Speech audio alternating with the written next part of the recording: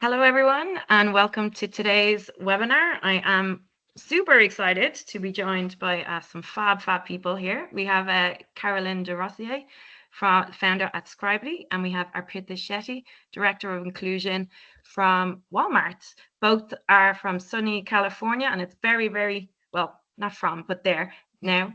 And it's early in the morning for them, so we are, very grateful for you getting up early as well. So I'm Neve, everyone, founder of Leaders for Accessibility Network, Education and Community Network, all about accessibility, as well as TIGM, which is interaction intelligence to make sure that your content, your information, and the way you interact with customers is accessible. So thank you, everybody, for joining today. Just let us know you can see us and hear us, and you can put messages in the chat box. Let us know where you're from, where you are listening from today, if it is super early for you as well. For me, it's 4 p.m. But yeah, so we have 68 people here. So do let us know. Chicago, there you go. We do have Dallas, Illinois, awesome. North Carolina. So we've got, Paris, France. We have European, London. 4 o'clock in Hampshire, same as here. From London, UK. Woo! Well, we've got a really international audience as well today. So just a few things before we kick off. So if you need subtitles or captions, you can go to the button at the top, more, and you can go to language and speech, and that will help you with captions. We did try to organize an ASL interpreter today, but with timings and things, it didn't work out. Something that I'm considering doing is we're recording this. It will be sent to all attendees afterwards. It will also be uploaded to our website and to our YouTube channel. But something we might also do is get an interpreter from BSL, ASL, different languages to maybe interpret the content after, and then we can add them to the content here, so it's more accessible as well in the future for people as well. So, like I said, I'm Neve, Irish, white, female from Ireland with brown hair and a purple shirt today. And I'm going to let my guests introduce themselves and their work within the world of accessibility. So Carolyn, let's start with you. Sure. Hi, everyone. Carolyn de Rossier. For a quick visual description, I'm a white woman in my 30s, reddish hair, bangs, and also this week, I want to shout out that I have a visible skin condition called vitiligo. It was just World Vitiligo Day, so I feel compelled to say that. So hi out there to all my fellow vitiligans. Vitiligo means I have white patches on my skin. They kind of look like clouds everywhere. There's some on my face, some my arms and my legs. But yeah, it is visible to everyone. So I wanted to say that this week. And as for my intro, I'm the founder and CEO of Scribely. And Scribely is a 100% woman-owned business that operates completely virtually, based in Lake Tahoe, California. I love everything outdoors, so I'm in the perfect place. And I've been in accessibility for about 5 years now. Very proud to be a part of this community. What Scribely does is we focus on media accessibility solutions. So specifically the accessibility requirements that relate to images, video, and audio recordings. So when I say media accessibility, that's what I'm talking about. We do everything from remediation to expert consulting and training services. And we also do audits as well. So really providing a full service solution for media accessibility. Super, thank you. Arpita? Awesome. Thanks, Neve. Hi, everyone. I'm Arpita Shetty. My quick visual description. I'm an Asian Indian woman today wearing a pink scarf. While it is sunny in California, it is cold in the office. I am part of Walmart International and based out of the San Francisco Bay Area, as Neve mentioned, where I have the pleasure of leading an accessibility, inclusive design, and localization team, which is part of our product and design organization in Walmart International.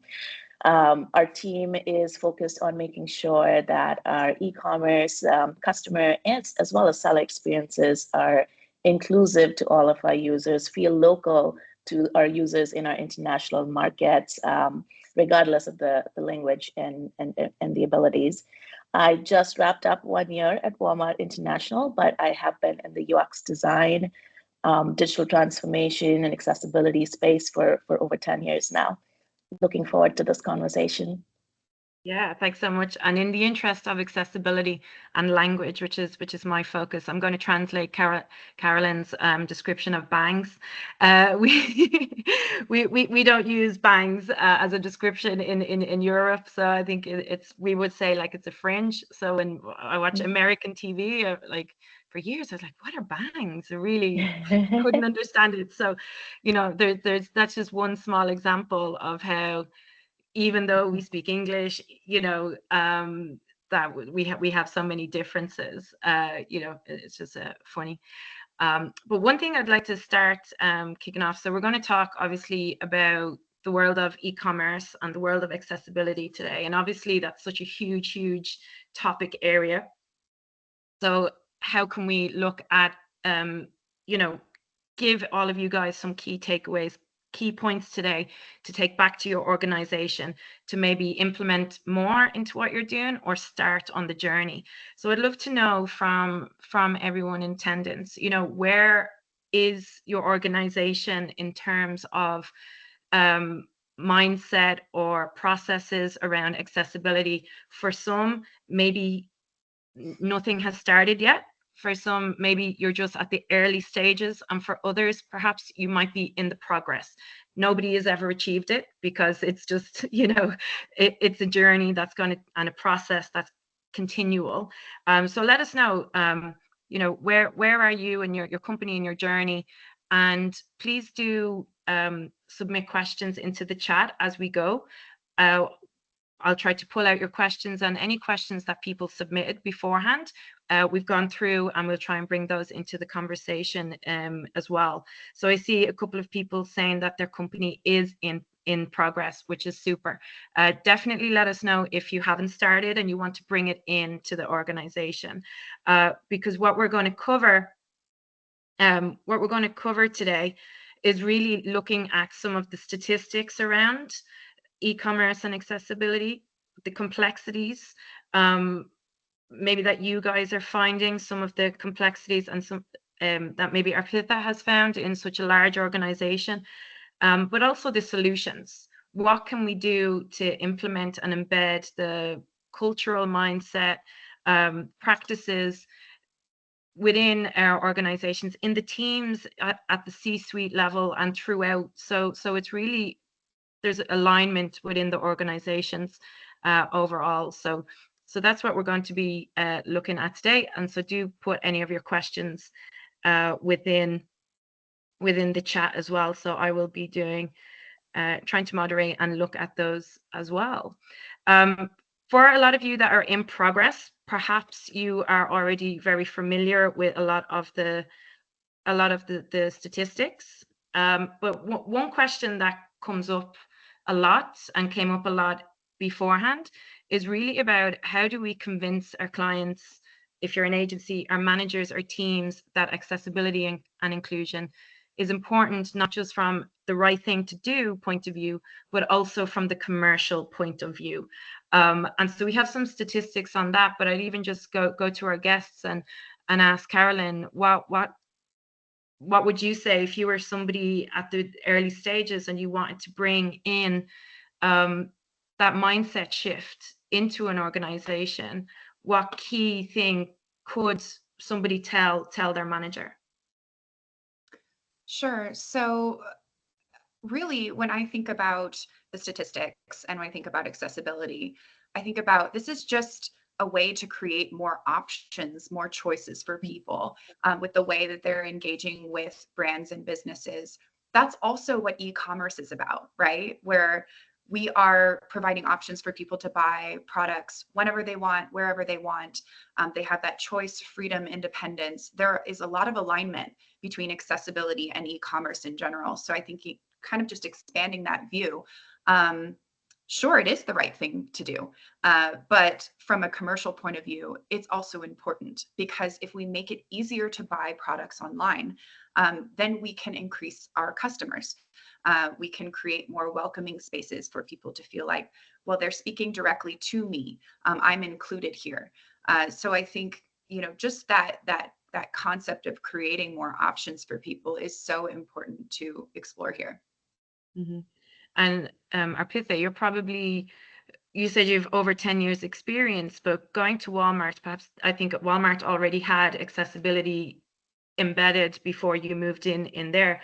But in your experience, what has changed the mindset maybe of organizations, or what has been needed to be seen in order to start to hire people? And I see people there um, saying that we don't have in-house expertise, or we're getting audits, we're just getting remediation.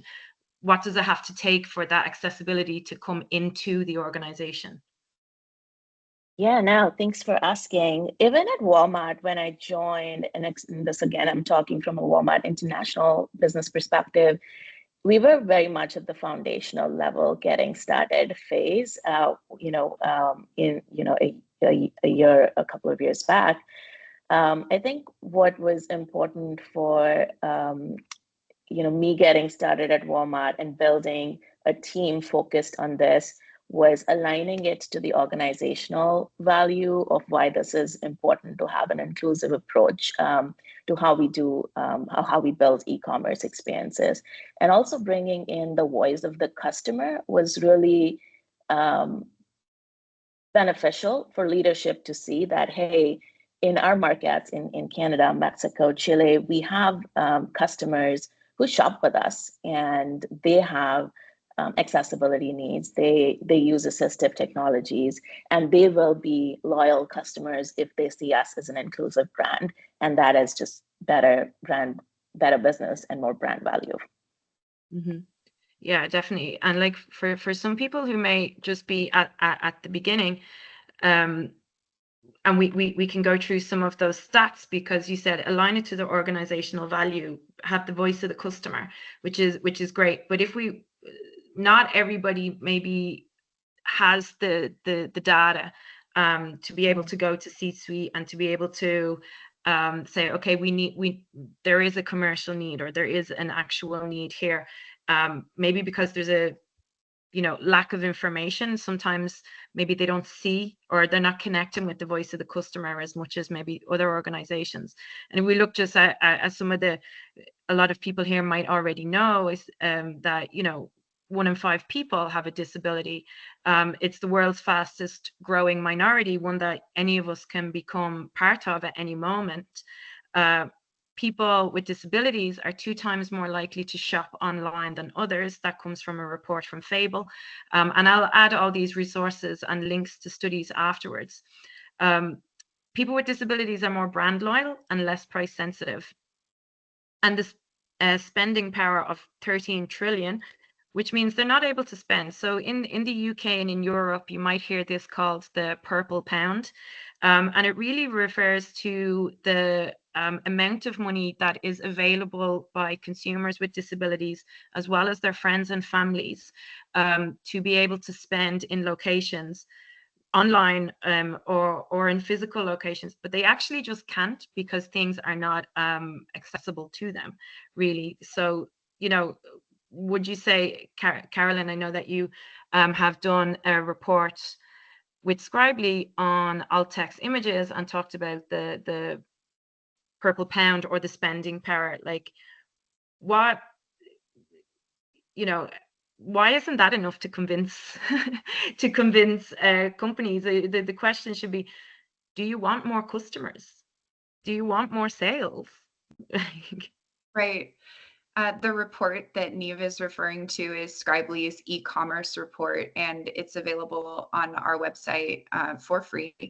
And what we did was we took a look at the customer journey. We looked at social media, we looked at landing pages, we looked at product pages, and we tried to track, what is this experience? How do brands and businesses engage with their customers online? And are they doing that in a way that's accessible? We looked at media specifically, so images and videos and all of the accessibility requirements for those. And what we found is that across the board, this was really breaking down. We weren't finding a lot of any alt text on social media in a lot of cases, or it was AI generated, meaning that the alt text field was left blank and then was filled in by AI. And landing pages really that were, current landing pages that were being advertised from the homepage of an e-commerce site didn't have alt text, didn't have captions, transcripts for their videos, audio descriptions. So just a complete breakdown. And when I think about this, it's this customer journey is about pulling people in to potentially to your brand for the first time. It's that first impression, or re-engaging with people who have chosen to follow you. And all along this customer journey, we're supposed to be building confidence and building trust in a brand that this is where I want to spend my money, right? And by the time you get to that product page, you should have that confidence that I'm interested in buying this. I like this company and I want to make this decision. But without these accessibility elements in place, you just don't have that confidence as a disabled shopper who uses assistive technology to make that purchase decision. I think everyone deserves a first class experience when they go to these pages. Brands are going to great lengths to really create beautiful designs, wonderful social media posts with visuals and cool videos and product pages that show you every side of that product. So you can really understand what you're making that purchase for. So I think just a greater focus and attention on this expands the possibilities. And reaches this market of consumers that shops online a lot more than the average population. Mm-hmm. Absolutely. And I think sometimes there might be conflict. Maybe not conflict's the right word, but when we talk about accessibility, if you make it more accessible, you can increase your sales, get more customers. And a lot of people in the accessibility field might feel that that's not really the way to look at it. That's not the approach to be taking. But that approach maybe is what needs to be heard for the investment to be made.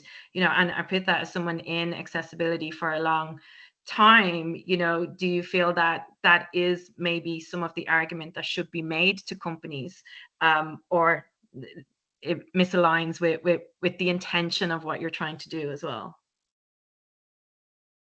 Yeah, and I think it's how do you build that confidence and trust, and while you are having a continuous focus on accessibility, right?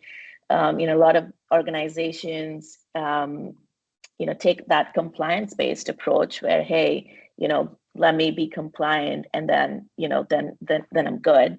And I think it's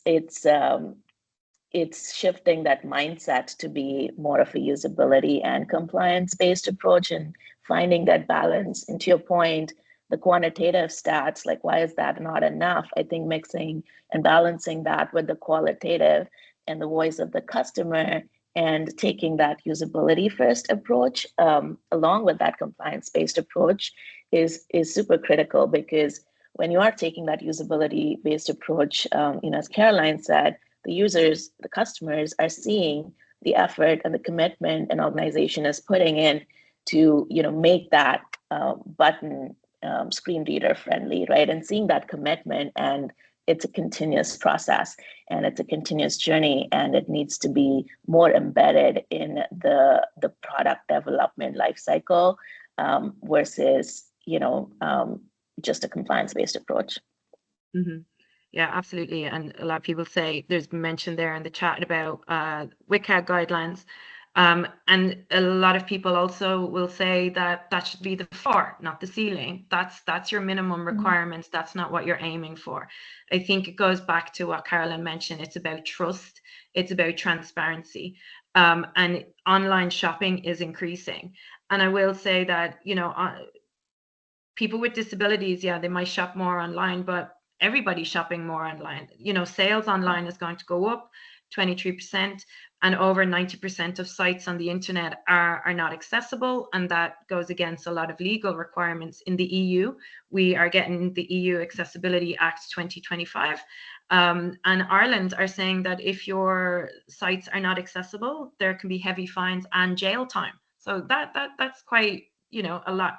And I mentioned here that older people are shopping online. My mother, new parents are shopping online. My brother has new children and new babies, and just does not go to the store anymore. So putting making the user journey easier for everybody is beneficial, you know.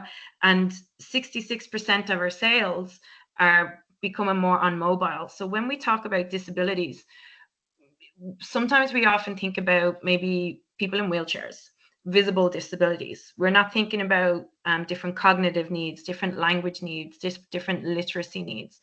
But what we need to be asking is, you know, within that journey, it's not just, are we WCAG compliant? Yes, of course, but from a user design experience, you know, can they easily access the site? Can they easily understand the product? Can they easily buy the product?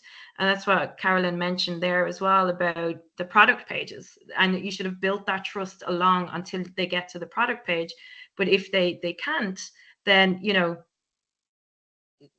what are we doing? So there's so much cognitive overload online now. And if we look at the difference between selling face to face and selling online, we're completely bombarded with all of these timers and discounts and gamification things, you know. And if we're on our phones at nighttime browsing, watching TV, doing something else, even if you're not someone with a disability, even if you're somebody, you know, you don't have uh, cognitive issues, whatever, you might just be tired. And so there's the context and the situation that people is interacting with your content with, and it needs to really be it really needs to be what's the word, easy, I suppose, is the main thing. So I kind of, my overview of the accessibility in a very simplistic way, and maybe you have more to add to this, Arpitha, in I said that accessibility,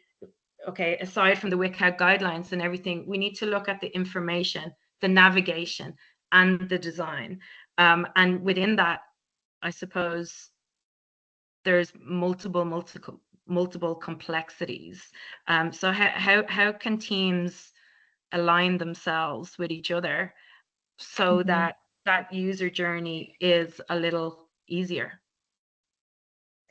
Yeah, no, you're right. There's multiple complexities. If you look at, you know, just e-commerce experience, you know, there's the core experience that, you know, there is the navigation, the design, and the user experience, which again, baseline has to be WCAG accessible.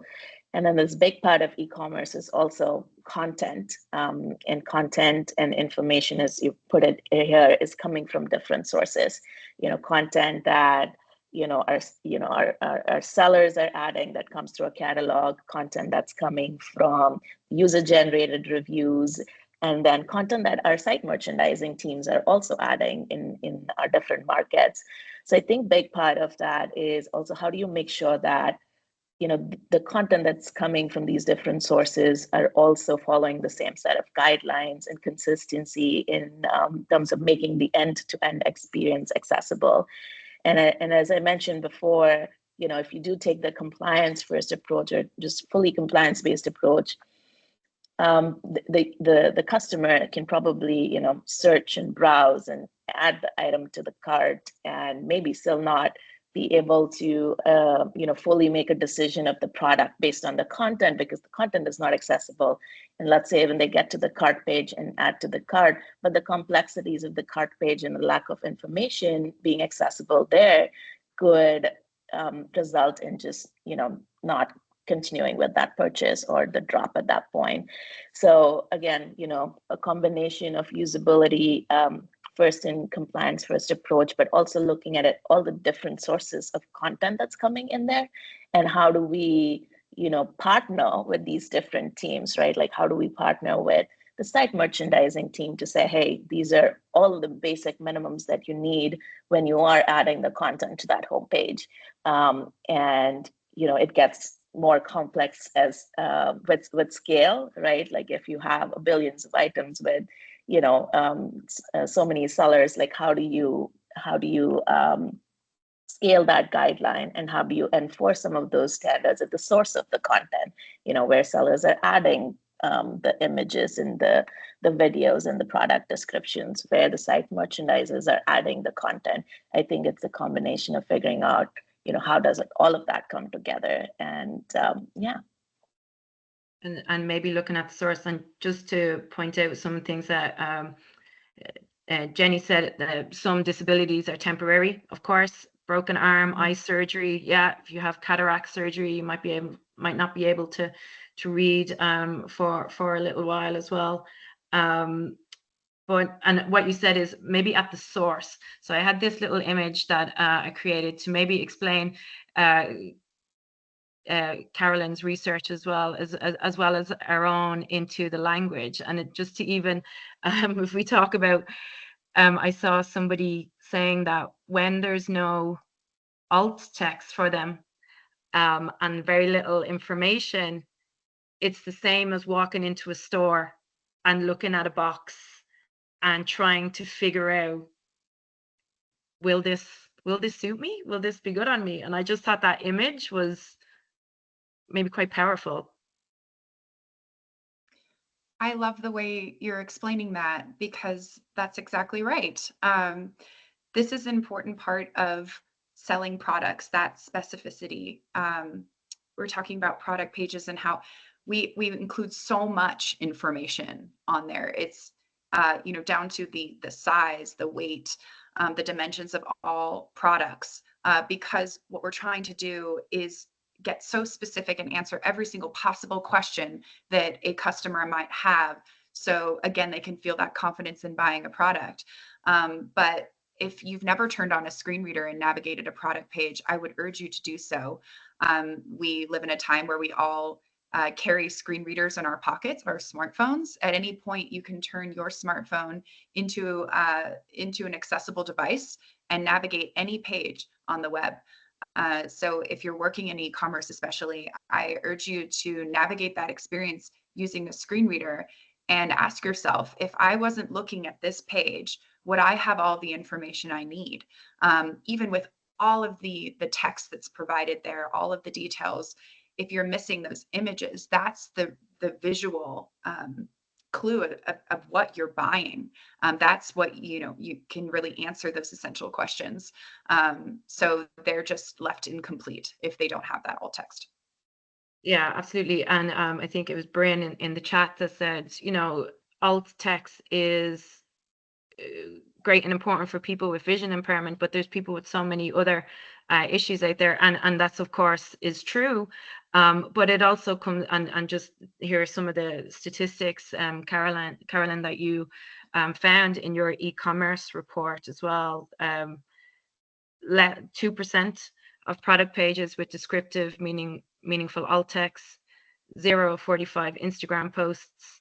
And then when you looked at the alt text in Instagram posts, I'll let you explain this. Sure. So what we're finding in most cases is that brands are not adding alt text; they're leaving that blank, especially bad on Instagram versus other platforms. And that is being replaced by an AI-generated alt text. And I'll read an example here because it's different versions of this. But here we have photo by Gap on May 5th, 2024, maybe an image of two people and jacket.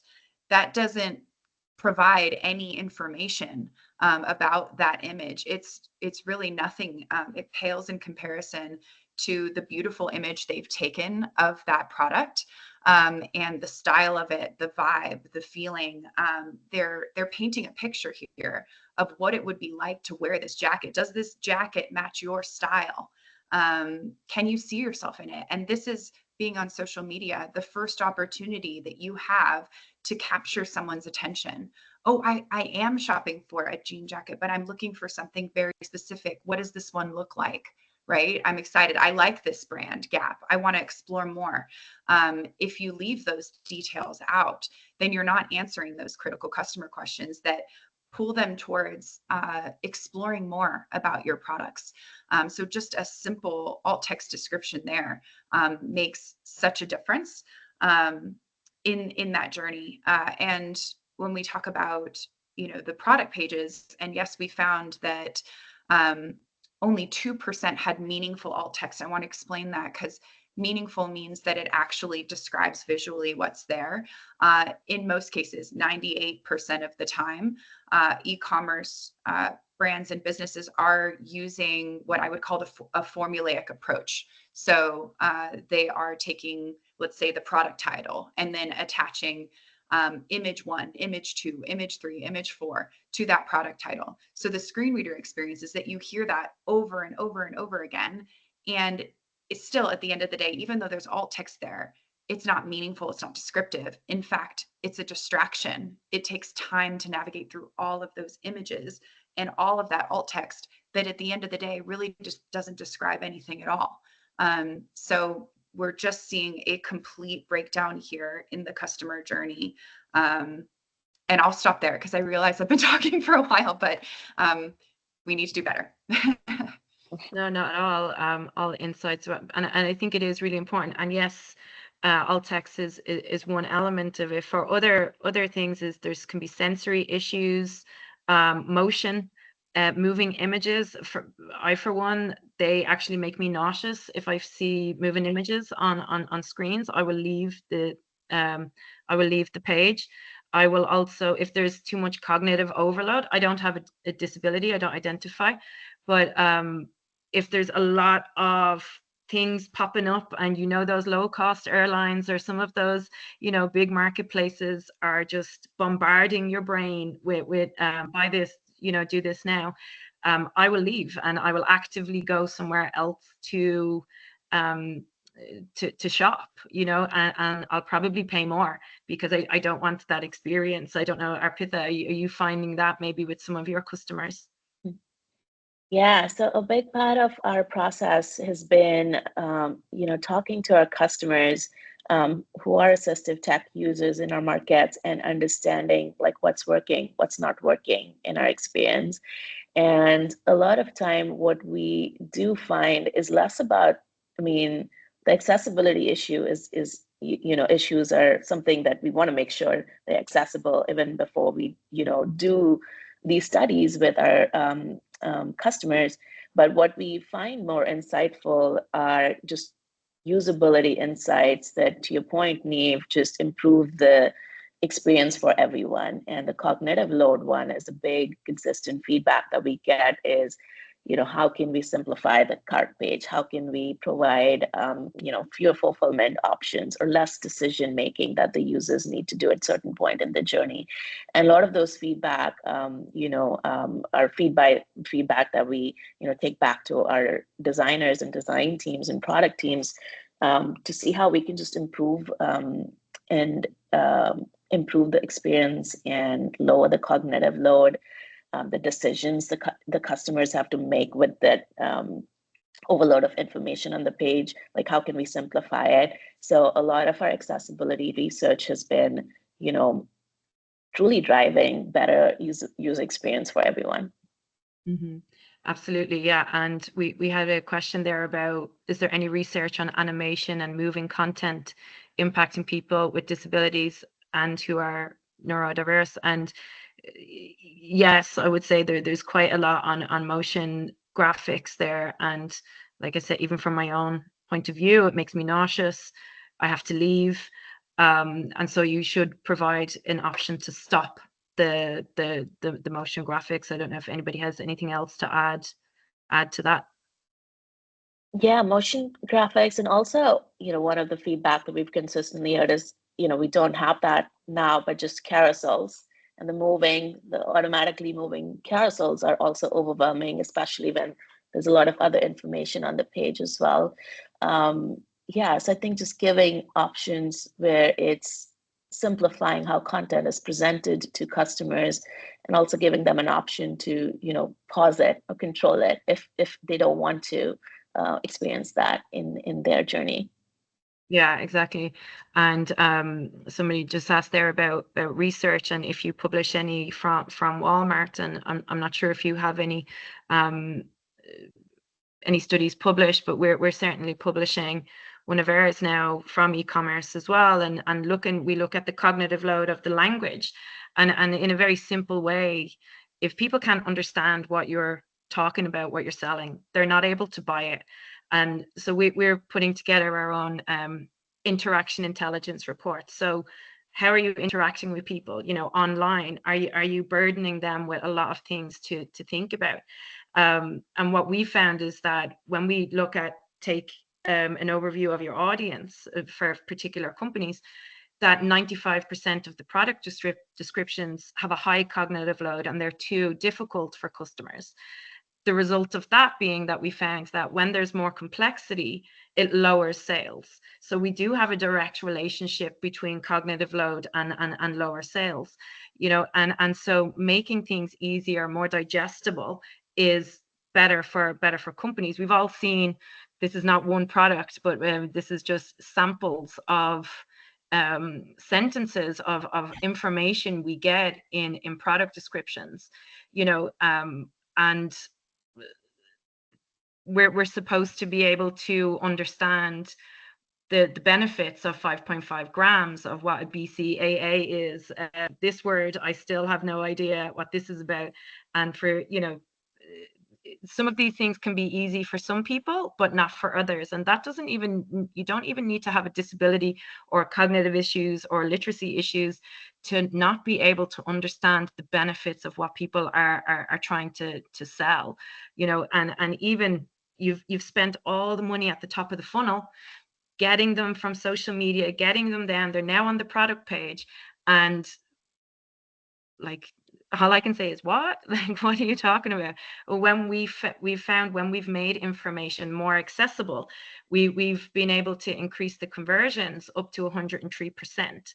And there's other things that maybe you can't measure, which could also be the trust factor. What are companies thinking about you, and if we're able to increase brand loyalty, if we're able to increase the ease of the customer journey, then there's so many other knock-on effects that maybe aren't as quantifiable, but we are able to track them in terms of the numbers that we're seeing there. So that cognitive load on people can also be,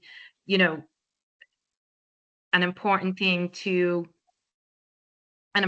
to think about and look at. How are we engaging people? How are we talking to them? And would I talk to somebody in this way in a face-to-face environment? And that's really the benchmark, is like, if you go into a pharmacy, how are they going to talk to you? They're not just going to talk to you with this academic formal term. They're going to adapt. They're going to talk to you in a way that's easy for you to understand, because they want to get the benefits across. And we want to be able to, do that as well, and make sure online that we have that feedback loop as well. So we're continually able to improve the experience. So looking at some of the processes, and I know we have people in the progress here, Arpitha, looking at some of the processes maybe, or things that you use, is there any things that you could recommend then to some of the attendees on how to bring the processes into their workflows? Yeah, no, we can do a full session on this topic. Yeah, exactly. But yeah, I'll try to summarize. I think first and foremost, if you're just getting started, is having having a core dedicated team that's focused to this effort is important. And I think that also shows leadership commitment and that this is a priority for the organization. And I think then it's understanding, where the product teams are in terms of their accessibility maturity. And, mostly you will find that if you're just getting started, this is new to a lot of product teams, right? And identifying and prioritizing, hey, which product or which team to start with, or which product to start with, to show that value and to show that impact, and also, use that as a pilot to set those foundational processes before you are ready to scale. So I think starting with that one team to start embedding accessibility practices is the approach to go.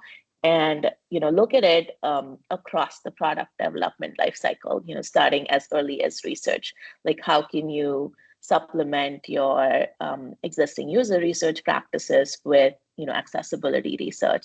That's something that we have been able to embed in our in our design and in our research and design practice, and it's been really critical part of how we can then influence what gets built and how the feature shapes up and influence that in design, and truly influence that early on in the process versus after it's built or during build. So that's start with research. I think in design.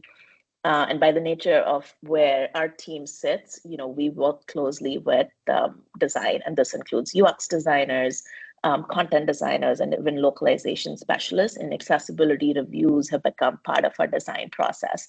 Now, again, starting with one team, this is easier to do as you want to start scaling these processes to, especially in a large scale organization like Walmart, to teams with hundreds of designers and PMs and engineers. That's where the complexities come in.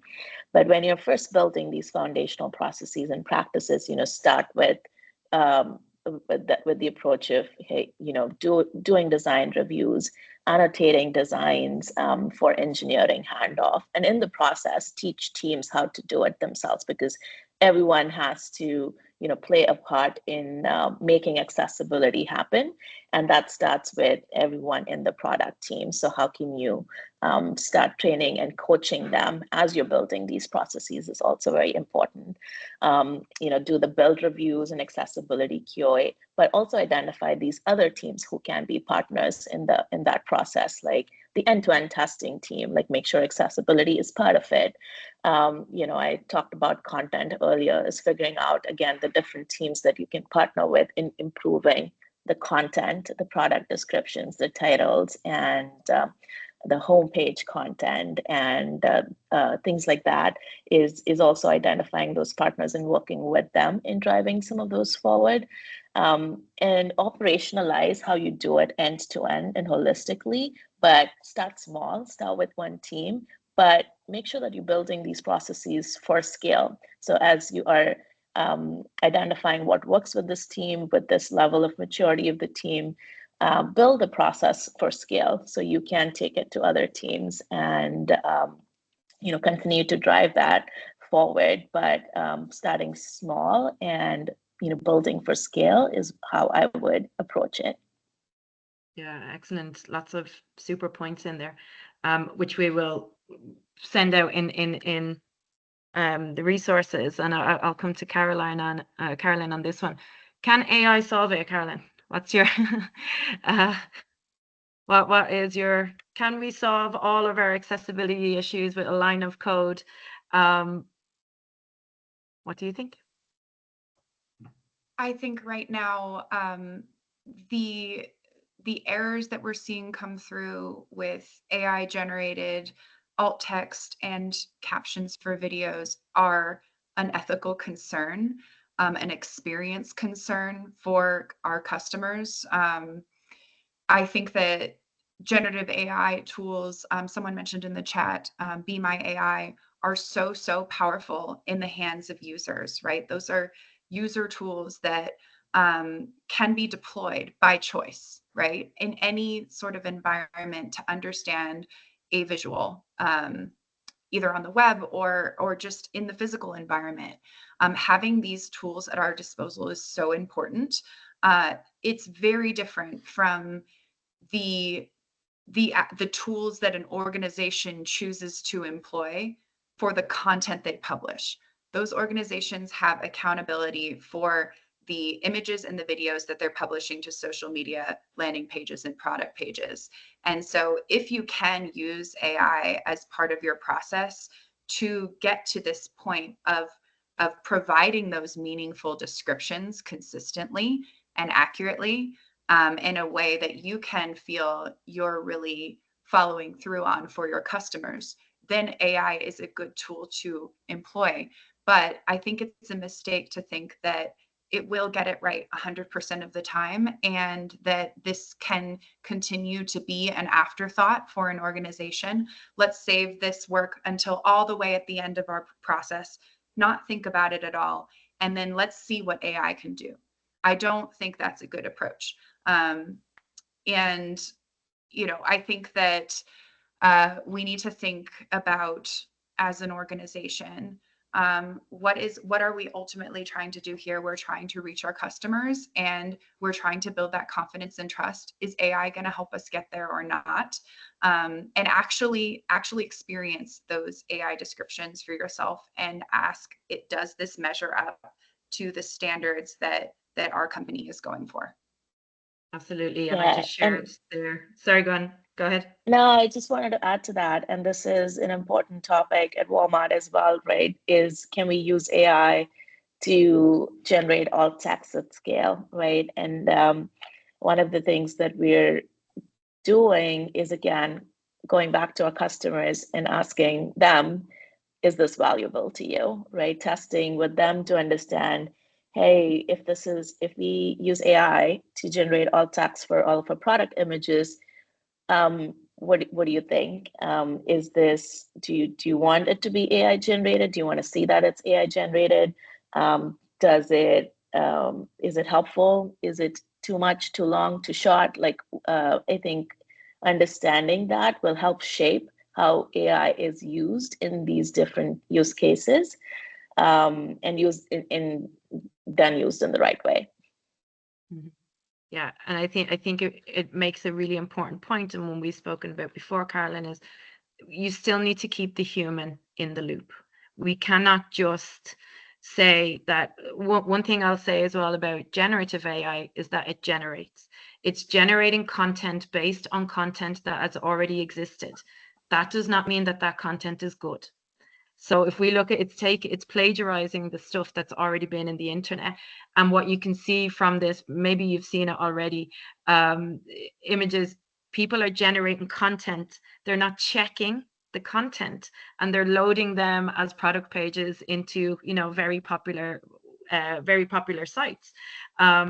Not one human eye went over any of this. There was no intelligence here from a human perspective, which is very easy to do. And so, okay, that might be small sellers, but it's doing the opposite of what all your ad spend and everything at the top of the funnel is doing. Is it's lowering the trust customers has in that organization, because they're allowing these generated things to go on without a single glance at them at all, and so that's really, I think there was the rush to it, and I think maybe people are slowing down because they think, or they see what Arpita said, is this valuable, right? Is it valuable? Is it meaningful? Is it making it better? Of course we can use it in conjunction with, but relying solely on everything is probably a bit too much. But we've had a good few questions in there, and if there are more questions, please let us know. I'm curious to know about how actual marketing is accessible to bring people into an accessible shopping experience. I think really there needs to be alignment across the whole customer journey, but yeah, I would look. Well, maybe we've spoken about some of the issues you're solving, but any recommendations of things for companies to look at? Like you said, start small. Where could they start, and what things could they use? Yeah, so in terms of getting started, I think identifying and prioritizing which team or which product to focus on, like at least in an organization like Walmart, it's where do we start, right? We have so many products and experiences across our customers, sellers, and our employees, our associates, right? I think having uh, a strategy or a prioritized approach. One approach that we've taken at Walmart is, start with the ones that impact the most, which is, our core platform experiences, our core, e-commerce platform that is, across all markets, our core seller platform that's across all markets, our core associate in-store, app that they use that's across, all of our stores, right? Like start with those and focus on the core platforms. I think that's one approach that we've taken in terms of prioritizing, I think, where to start.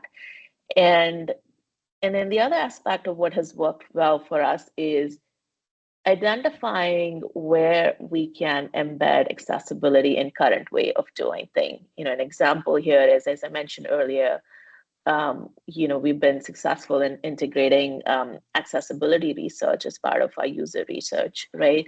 And that's been critical because now every time we have a new launch, one of the things that we do is an evaluative longitudinal study with our customers in the market. And as part of that, we're making sure that we are including people with disabilities in that evaluative longitudinal study that happens. And that gives us critical insights that are then, that influence the roadmap coming next.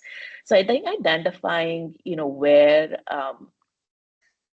we can influence and drive change within the existing groups and practices is also an approach to take in terms of what's already happening, because we don't have to, the accessibility team doesn't have to do everything, right? It has to be a shared responsibility across all of the other teams, but it's important to make them understand that, hey, your research can be more inclusive, right? Your process can be more inclusive, and here's how.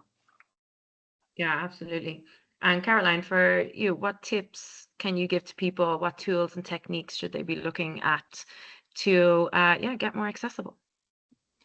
Sure. So I agree with everything Arpita said, and wanted to add just one more thing that I think a key differentiator between organizations that continue to find themselves falling behind or never actually quite making the progress that they wanted to is the executive buy-in and support from the very, very top of the organization. And when we think about why do we still have accessibility barriers 2 decades after these requirements were created, with all of this information that we have about how we're breaking down standards, guidelines, very specifically built for the web. We have all of this, and yet we're still not producing accessible content on the web. I think the answer to that is because accessibility touches all parts of an organization, and asking just one team to take that on is not setting them up for success. Executives need to plan for and budget how accessibility distributes across their organization, and then empower directors of departments, managers of teams to take this on. I think it's a mistake to make this an initiative that bubbles up from some passionate accessibility advocates that work every day and want to see this happen at their organization. It should be the other way around, because in terms of getting started, taking a look at workflows is one of the best things that you can do. Connecting the dots across an entire workflow from start to finish. Maybe that's a social media campaign or how you build your product page. Where can we put accessibility? And I think that you'll find there are a lot of opportunities, maybe to incorporate technology to speed a process up, but also these human triggered workflows, these human touch points where people are writing. The wonderful employees that you've hired to create these campaigns and to be creative and reach your customers can be empowered to incorporate this into their work. But it just needs to have that organizational commitment. Yeah, and I think that some people are mentioning there, like, can you fully test it automatically? Do you need manual assessment? Yes, there needs to be manual. There needs to be the inclusion of different voices, people with disabilities, people of different ages. Think about the context that we mentioned. Somebody asked, is there a difference between the web and your apps? And of course there would be. before the chat, we also got questions about just tips for designers, and I just wanted to share something. And I'm going to share links for Scribely and Tigum and ways to contact.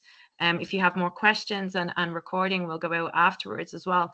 But I just there's a woman in our Leaders for Accessibility network, Kay Moores. She's a designer, but she's also somebody that maybe she's here today, but she's also somebody that has suffered a stroke. And I'm going to share a link to her LinkedIn page, and this is for people with design backgrounds or interest. Kay is brilliant, and she's always sharing, like, on a daily basis, her struggles as someone, as a brain injury survivor, that she's always finding, she's just trying to do her daily life, and she's finding things with busy backgrounds, color contrast, and you can even see on this screen is quite light. I can't even see the questions in here. So I think if we can, the girls mentioned getting things aligned across the whole organization. You don't have to be an accessibility professional, you don't have to be the accessibility department, but the more we all have an awareness of some of the things that can impact users across the entire journey, then you could just contact someone in marketing or in design and say, hey, I think the color contrast on that could be improved slightly, just in a small way. So I think we all have a part to play, and it is Kay Moore's, yeah, and I'm going to share her. I just want to give her a shout out because she's always really sharing insightful things from her personal point of view, as well as being a designer. So do follow her for more tips. Myself and Caroline as well. Arpitha, I'm not going to share yours because I think maybe you're busy enough to get more things on LinkedIn. And so, like, today has been a really great conversation, and it literally just touched the iceberg, tip of the iceberg, with accessibility and e-commerce. But what we're trying to do with Leaders for Accessibility, it's an education network, it's a community network, it's a place where you can go to find solutions. So you can, if you want, somebody mentioned in the chat, it's best to have a third party, a fresh eye that's not from within your organization, maybe having a look at your images, having a look at your content, having a look at some of the other things that is going on in there. So what we're doing in this network is bringing together all the solutions, all the specialists, so that you have one place to be able to find as many people as possible, including myself, including Carolyn. And we're going to continue to do education workshops like this to build the community and bring accessibility into the mindsets of more people in the organization. So eventually it just becomes a natural, rather than how do I convince someone. And we will be having our next event will be in 2 weeks on the 11th of July, where we focus more on digital accessibility. And for anyone in the EU who isn't aware of the new act as well, it's very important for that. So you can definitely register for that event on our page, and I will share links for that. You can connect with Carolyn for Scribely in the link, and also with Tigum, where we look at how you're interacting with your consumers to make sure that it's accessible, but also achieving its goal. So that's really the key thing. So look, we are at the top of the hour. There were a lot of questions in there. I'm sorry we haven't gotten to all of them. I'll take notes of them, and we will follow up with the recording and any resources mentioned as well. So I really want to thank our guests who have gotten up very, very early to join us today, but I hope it's been worth it, and I hope now you'll be able to go and get a nice coffee. Thank you so Thank you, much. Thanks for having me. No problem. Everyone have a great day, and hope to see you all in the next event. Bye. Hi, everyone.